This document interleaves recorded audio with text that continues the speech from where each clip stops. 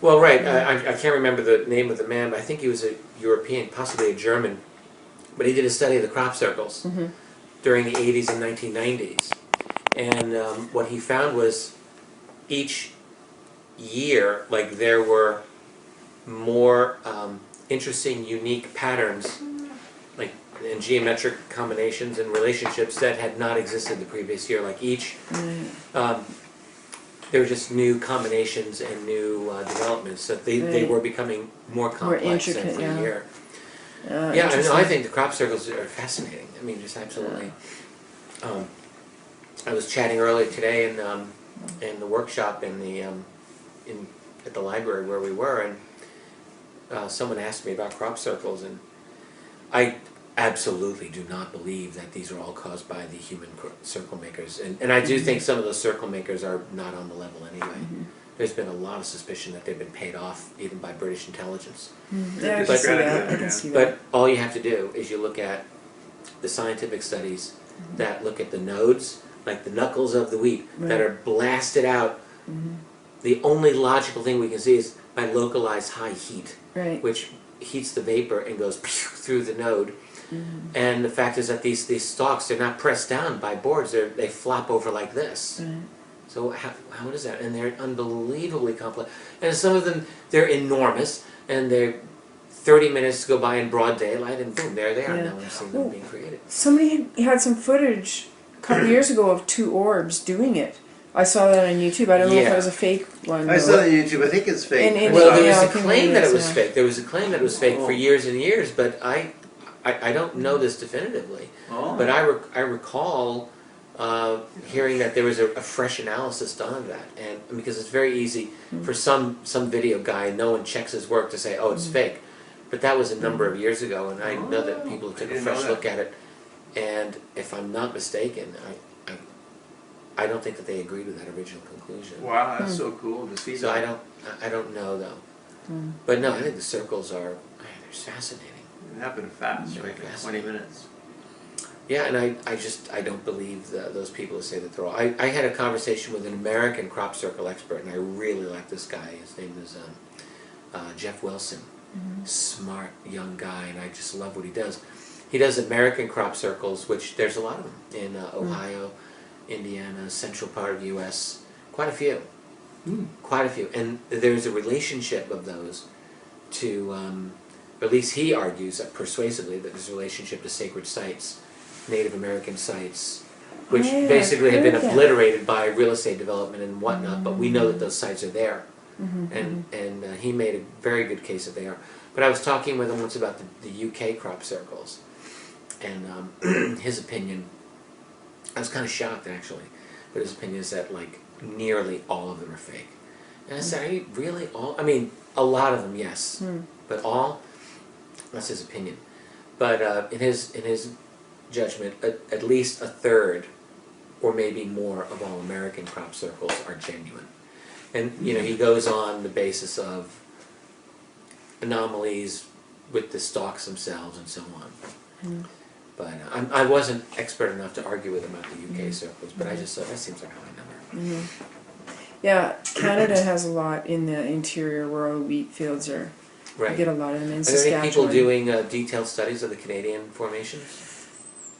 There's people who are into it, but there's not a big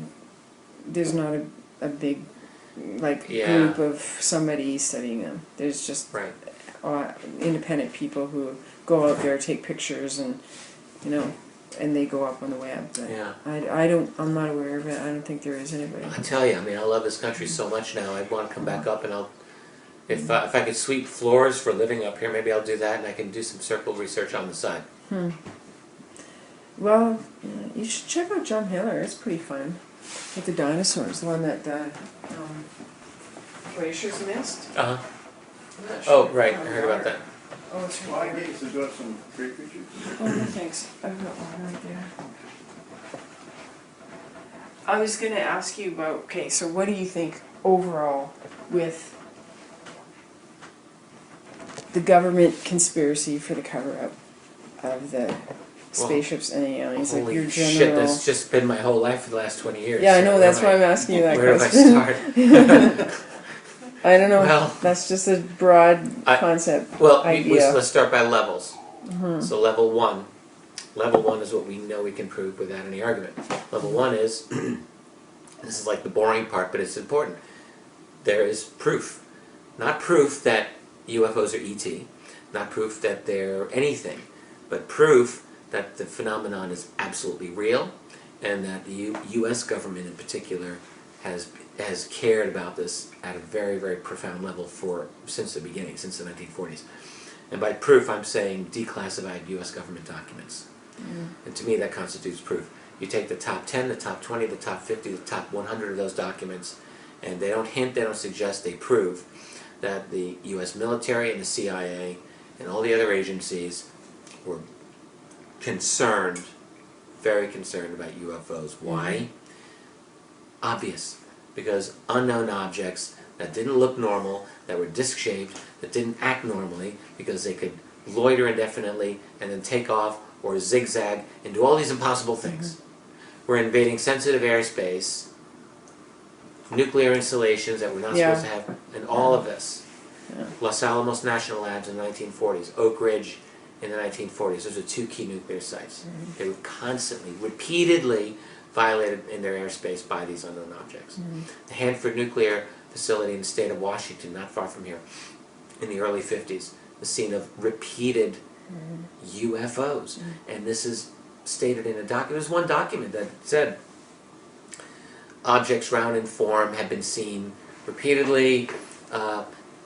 Jet fighters, no result. Anti-aircraft battalions alerted.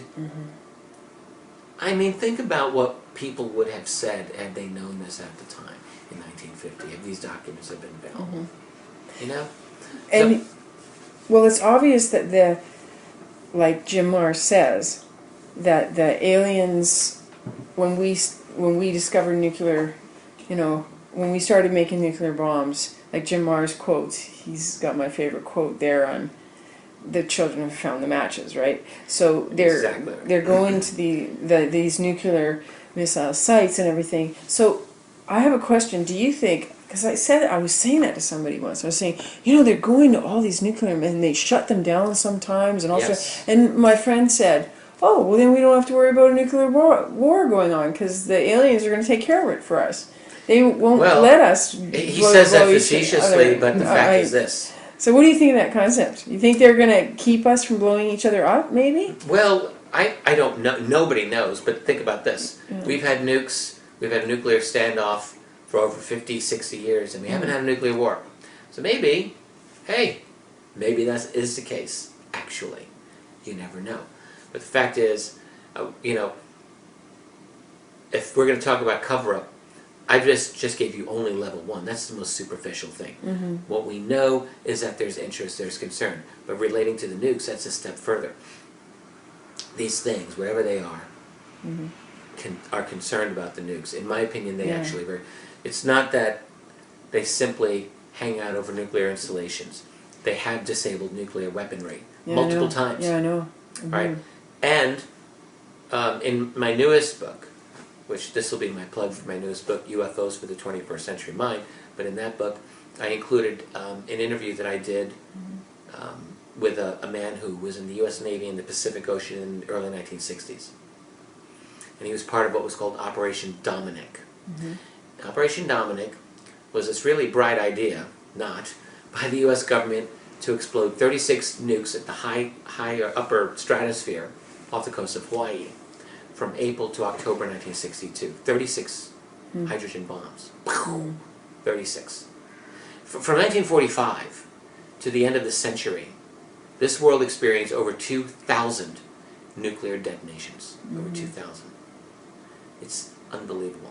With all the environmental damage we're seeing now, we're talking about atmospheric damage. No one talks about the nukes and what that did to our environment.